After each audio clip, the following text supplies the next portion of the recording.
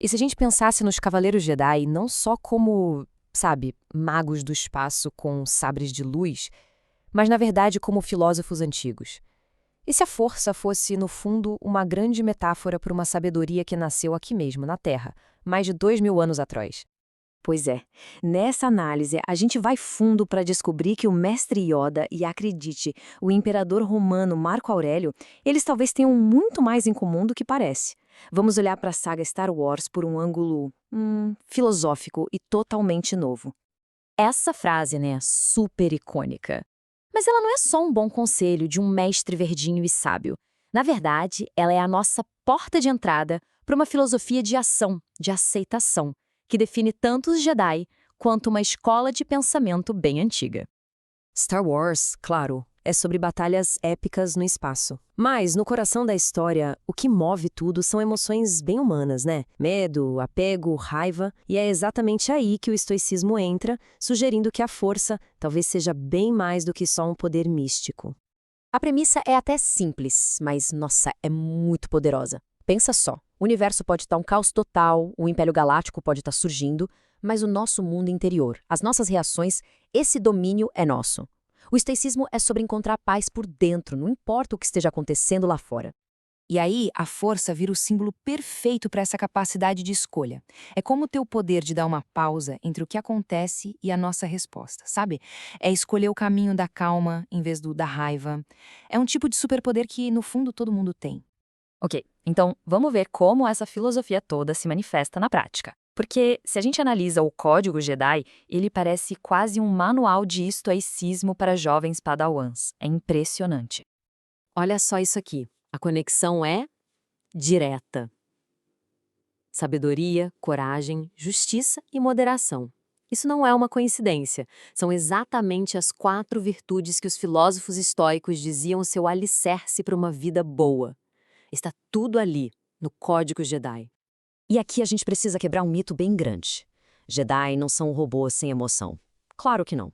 O Yoda sente, o Luke sente. A grande diferença é que eles não são dominados pelo impulso.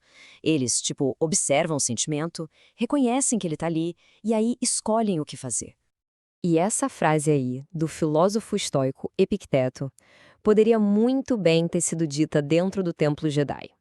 Ela resume perfeitamente a prática Jedi de dominar as próprias reações, em vez de ficar tentando controlar o que simplesmente não dá para controlar. Agora, vamos para um conceito ainda mais profundo, o tal do amor fati. E não é uma aceitação passiva, tipo, deixa pra lá.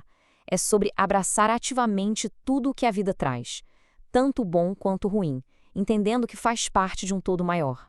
E como isso se traduz para Star Wars, é exatamente o que os Jedi querem dizer com seguir a vontade da força. É aceitar o fluxo dos eventos sem lutar contra a maré e agir com serenidade a partir dessa aceitação. Bem, se os Jedi são a personificação do estoicismo, os Siths são a sua negação completa. Eles representam a filosofia oposta, sabe? Aquela luta constante, desesperada, contra a realidade. A diferença aqui fica muito clara, né? De um lado, o caminho Jedi, focado no domínio de si e na aceitação de que nada dura para sempre. Do outro, o caminho Sith, focado em dominar os outros, em usar as emoções como arma, em desafiar o destino por puro medo da perda. É a aceitação contra a tentativa inútil de controle. E não existe exemplo melhor do fracasso dessa filosofia de controle do que Anakin Skywalker. Ele é o estudo de caso perfeito, o garoto propaganda do anti-estoicismo. Toda a tragédia dele é movida pelo medo de perder a Padmé. Ele tenta, de forma desesperada, controlar a vida e a morte. E nesse processo, ele vira um escravo completo da própria raiva e do medo, causando exatamente a destruição que ele tanto queria evitar. E olha só, Marco Aurélio, o imperador filósofo, resumiu a falha dos Sith séculos antes de eles existirem. Essa luta desesperada contra a realidade, contra a impermanência, é a receita para o sofrimento. O império sempre cai porque ele tenta dominar o que não pode ser dominado. Em contraste total, a gente tem o Yoda. Ele entende a impermanência, ele sabe que a República, a Ordem Jedi, tudo tem um ciclo.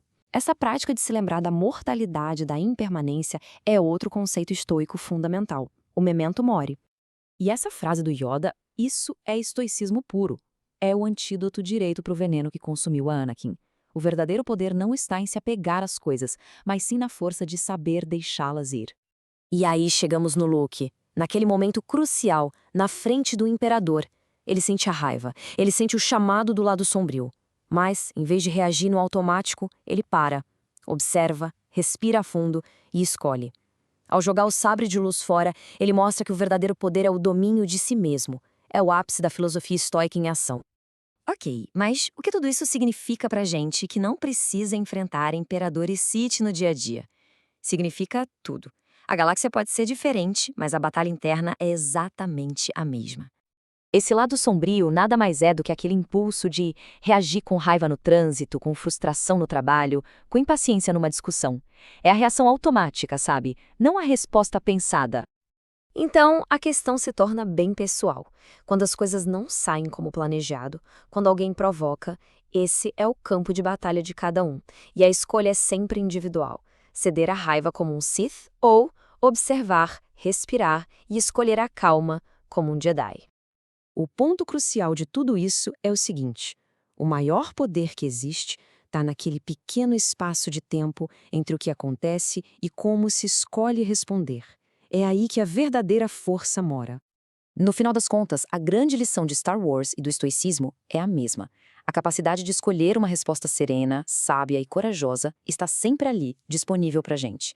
A grande pergunta é: o que cada um de nós vai fazer com ela?